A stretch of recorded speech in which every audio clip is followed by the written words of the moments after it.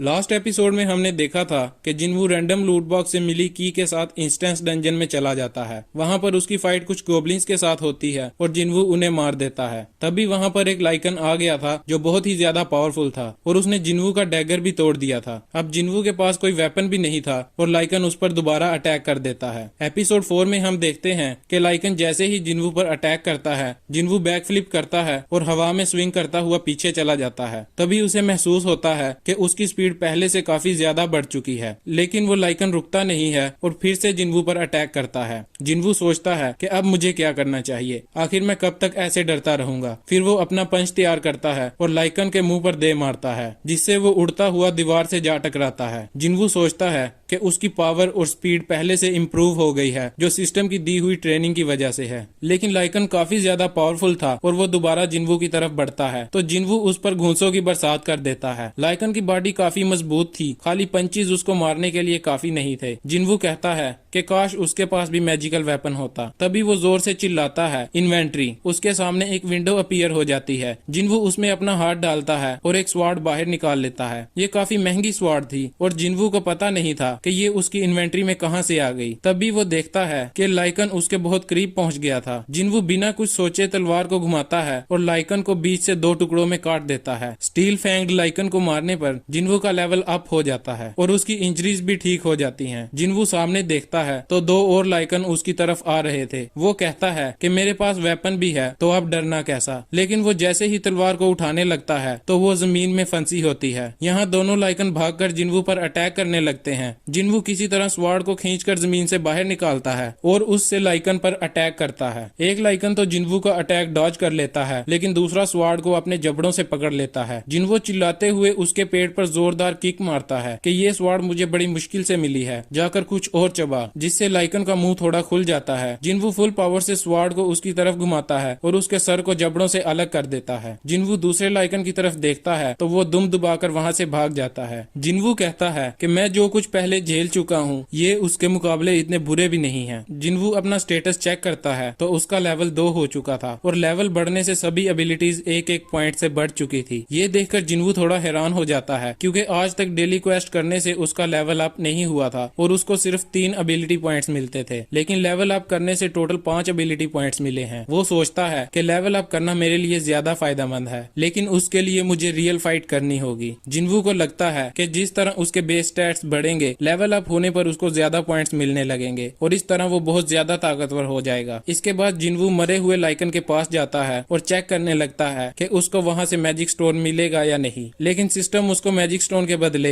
एक new item दे देता है। जिन्वू सोचता है कि ये तो बिल्कुल एक गेम की तरह है। तभी उसके सामने एक विंडो अपीयर हो जाती है। ये किसी किस्म का स्टोर था जहाँ पर आइटम्स को सेल परचेज किया जा सकता था। जिन्वू कुछ खरीदने की कोशिश करता है, लेकिन उसका लेवल कम होने की वजह से कुछ खरीद नहीं पाता। फिर वो आइटम को सेल करता है जो उसको अभी मिली थी। उस आइटम के बदले जिन्वू को 20 गोल्ड कॉइन्स मिल जाते हैं। जिन्वू सोचता है पता नहीं असल पैसों में इन 20 गोल्ड कॉइन्स की क्या वैल्यू होगी। इसके बाद जिन्वू खड़ा होता है और अपनी तलवार पकड़कर सोचता है कि बॉस को हराए बगैर मैं यहाँ से बाहर नहीं जा सकता, क्योंकि जिन्वू के पास टेलीपोर्टेशन स्टोन नहीं था। फिर जिन्वू सोचता है कि चाहे जो भी हो, मुझे नहीं लगता कि मैं इस हालत में बॉस को हरा पाऊंगा। जिन्वू को एक आइडिया आता है कि क्यों ना बॉस के साथ फाइट करने से पहले मैं अपने लेवल को कई बार बढ़ा लूं। तभी जिन्वू सामने देखता है तो लाइकन का एक बहुत बड़ा झुंड वहां पर आ जाता है। जिन्वू ये सोचता हुआ उनकी तरफ भागने लगता है कि अगर मैं यहाँ मर भी गया तो क्या फर्क पड़ता है, क्योंकि मैं मौत को तो पहले ही देख चुका हूँ। जिन्वू गुस्से से चिल्लाता हुआ उन सब पर अटैक करता है और बारी बारी करके उन सब को मारता चला जाता है। जिन्वू लड़ते हुए सोच रहा था कि उसकी जिंदगी ने एक मोड़ ले लिया है और जिन्वू अब बहुत ज्यादा पावरफुल बनना चाहता था ताकि वो अपनी फैमिली का भी अच्छे से ख्याल रख सके।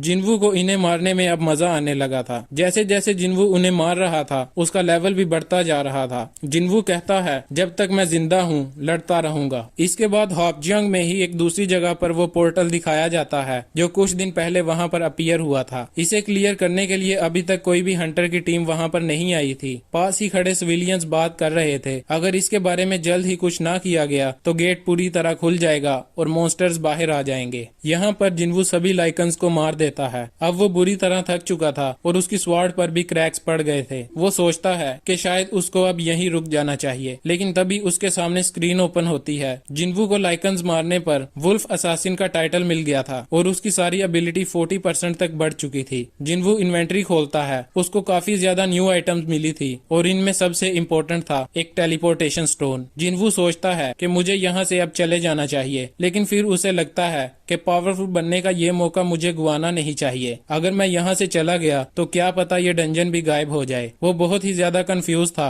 और फैसला नहीं कर पा रहा था। ये उसकी सोच से भी ज्यादा मुश्किल था। फिर वो टेलीपोर्टेशन स्टोन को इन्वेंट्री में रख देता है और आगे बढ़ जाता है। इसके बाद सीन शिफ्ट होता है और हमें जूही को दिखाया जाता है, जो कि हंटर्स एसोसिएशन के साथ फोन पर बात कर रही थी। वो जूही को कहते हैं कि हापजंग वाले गेट पर क्रैक पड़ गया है। हम इमरजेंसी में सभी अवेलेबल हंटर्स को इकट्ठा कर रहे हैं और हमारे पास कोई भी हीलर नहीं है। तो जूही वहां जाने पर एग्री हो जाती है। सीन दोबारा जिन्वू पर आ जाता है, जो डिफरेंट मॉन्स्टर्स को मार रहा था। जिन्वू जैसे जैसे पावरफुल हो रहा था, मॉन्स्टर्स को मारना भी उसके लिए आसान होता जा रहा था। अब मॉन्स्टर्स के नामों का कलर भी चेंज होना शुरू हो गया था। अगर नाम व्हाइट कलर में लिखा है तो इसका मतलब है कि वो जिन्वू से कमजोर है। ऑरेंज कलर का मतलब है कि वो जिन्वू के बराबर का है और रेड कलर का मतलब है कि वो जिन्वू से पावरफुल है। पहले जो लाइकन्स का नाम रेड कलर में था, अब वो व्हाइट हो गया है। इसका मतलब जिन्वू पहले से कहीं ज्यादा ताकतवर हो चुका है। जिन्वू सीढ़ियों के पास जाकर खड़ा होता है और सोचता है कि इतना पावरफुल होने के बाद भी मुझे नहीं लगता कि मैं इस शैतान को हरा सकता हूँ जो इस तहखाने में मौजूद है। लेकिन फिर वो कहता है कि शायद अब इन छोटे मॉन्स्टर्स के साथ लड़ने से मेरा लेवल और नहीं बढ़ेगा और अगर मैं यहाँ बेवजह रुका तो मेरी तलवार भी टूट जाएगी। इसलिए वो तहखाने में चला जाता है। नीचे जाने पर जिन्वू को कोई मॉन्स्टर दिखाई नहीं देता। जिन्वू इधर उधर देख ही रहा था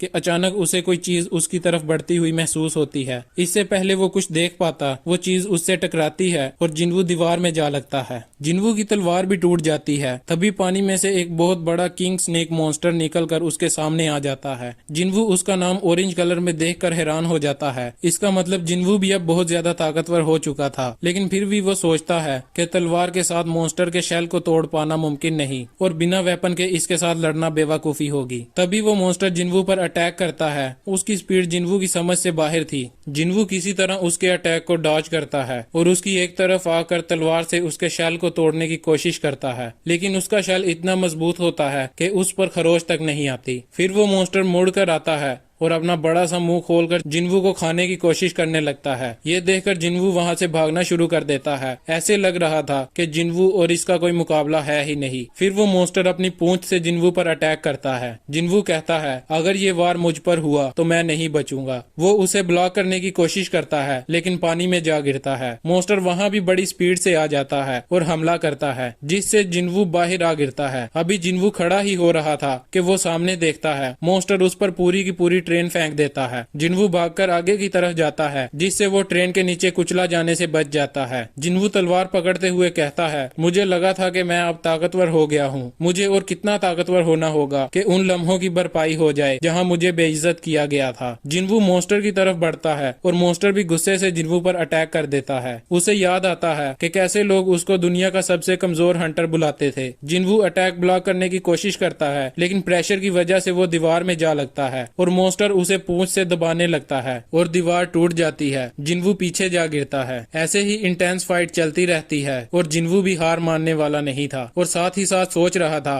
कि तुम कितने भी रहम दिल, अच्छे इंसान या अक्लमंद क्यों ना हो, जब तुम किसी ताकतवर इंसान के पास जाओगे तो ये तुम्हारे किसी काम नहीं आएंगी। सब लोग सिर्फ तुम्हारा फायदा ही उठाएंगे, क्योंकि वो ताकत ही है जो सबसे ज्यादा मायने रखती है। ताकतवर इंसान हमेशा हर सिचुएशन से आसानी से निकल जाता है। मैं भी ताकतवर बनकर रहूंगा और इसीलिए मैं इतनी दूर आया हूँ। ये बोलते हुए वो गुस्से से मॉन्स्टर की तरफ छलांग लगाता है और तलवार छोड़कर अपने हाथों से उसके गले को पकड़ लेता है और कहता है कि मैंने आज तक अपने पॉइंट्स को स्ट्रेंथ में ही ऐड किया है। इसके बाद वो मॉन्स्टर के गले को फुल पावर से दबा देता है, जिससे उसका शेल टूट जाता है। मॉन्स्टर दर्द से तड़पने लगता है और जिन्वू को पटक पटक कर मारता है, लेकिन जिन्वू भी हार मानने वाला नहीं था। वो उसके गले को पूरी तरह कुचल देता है, जिससे मॉन्स्टर वहीं पर ढेर हो जाता है। मॉन्स्टर को मारने से जिन्वू का लेवल कई बार बढ़ जाता है। ये देखकर वो हंसने लगता है और कहता है, मैं वाकई में पहले से ज्यादा ताकतवर हो गया हूँ। तभी नोटिफिकेशन अपीयर होती है कि तुमने वैनम किंग मॉन्स्टर कासाका को हरा दिया है। इसको मारने से जिन्वू को एक सी रैंक वेपन मिलता है जो कि एक डैगर था। ये कासाका के दांत से बना था, इसलिए इस डैगर में पैरालिसिस और ड्रेन इफेक्ट के साथ साथ पॉइजन की एबिलिटी भी मौजूद थी। ये क्लोज कॉम्बैट के लिए एक बहुत ही कमाल का वेपन था। इसके अलावा जिन्वू को एक ए रैंक की आइटम भी मिलती है जो कि इस मॉन्स्टर का रिफाइंड पॉइजन था। इन दोनों आइटम्स को जिन्वू संभाल कर रख लेता है। क्योंकि उसने बॉस को हरा दिया था, इसलिए डंजन ओरिजिनल स्टेट में आ जाती है और जिन्वू उस स्टेशन से बाहर निकल जाता है। बाहर निकलने पर जिन्वू देखता है कि रात का टाइम है और वहाँ पर कोई मौजूद नहीं है। तभी वहाँ पर एक सोल्जर आ जाता है और जिन्वू को कहता है कि तुम यहाँ क्या कर रहे हो, क्या तुमने आज की न्यूज नहीं सुनी। वो जिन्वू के हाथ में वेपन देखता है तो समझ जाता है कि जिन्वू एक हंटर है। सोल्जर जिन्वू को सॉरी बोलता है और कहता है कि आप प्लीज मेरे साथ आएं, मैं आपको फाइट वाली जगह पर ले चलता हूँ। जिन्वू भी उसके पीछे चला जाता है। सोल्जर जिन्वू को बताता है कि गेट में दरार पड़ गई थी जिसकी वजह से मॉन्स्टर्स बाहर आ गए थे। बाकी सब मॉन्स्टर्स को हरा दिया गया है, लेकिन बॉस अभी भी यही है और उसके साथ फाइट चल रही है। जिन्वू वहाँ जाकर देखता है कि ये एक डी रैंक का बॉस है। जो हंटर्स उसके साथ लड़ रहे थे वो बड़ी मुश्किल से उसको रोके हुए थे और उनके अटैक का भी इस पर कोई असर नहीं हो रहा था क्योंकि इसका डिफेंस बहुत मजबूत था। जिन्वू देखता है कि जूही भी वहाँ पर मौजूद है, लेकिन वो फाइट में फोकस नहीं कर पा रही है क्योंकि वो अभी भी सदमे में है। बाकी सब हंटर्स भी हिम्मत हारने वाले थे। वो सोच रहे थे कि शायद वो इसको यहाँ पर नहीं रोक पाएंगे, हमें किसी हाई रैंक हंटर की जरूरत है। जिन्वू पीछे खड़ा हुआ सोचता है, मैं जिस बॉस को हरा कर आया हूँ वो इससे भी ज्यादा ताकतवर था और अगर इस मॉन्स्टर का डिफेंस टूट गया तो हंटर्स इसको इजीली हरा लेंगे। जिन्वू अपनी टूटी हुई तलवार को मजबूती से पकड़ता है और उसे तेजी के साथ मॉन्स्टर की तरफ फेंक देता है। ये एक ऐसा अटैक लग रहा था जो कि चट्टानों को भी तोड़ देगा। जैसे ही तलवार उस मॉन्स्टर के साथ टकराती है उसकी शील्ड टूट जाती है। ये देखकर बाकी हंटर्स उस पर अटैक कर देते हैं और वो वहाँ पर मारा जाता है। जिन्वू सोचता है कि मुझे लगा नहीं था कि एक ही अटैक काफी होगा, शायद ये मॉन्स्टर पहले ही कमजोर पड़ गया था। इस टीम का कैप्टन कहता है कि हमारा कोई भी वार इस पर काम नहीं कर रहा था, तो आखिर इसका डिफेंस टूटा कैसे। फिर वो वहाँ पर पड़ी हुई तलवार देखता है। वो ये देखकर हैरान हो जाता है कि जिस मॉन्स्टर को 10 लोग भी नहीं हरा पा रहे थे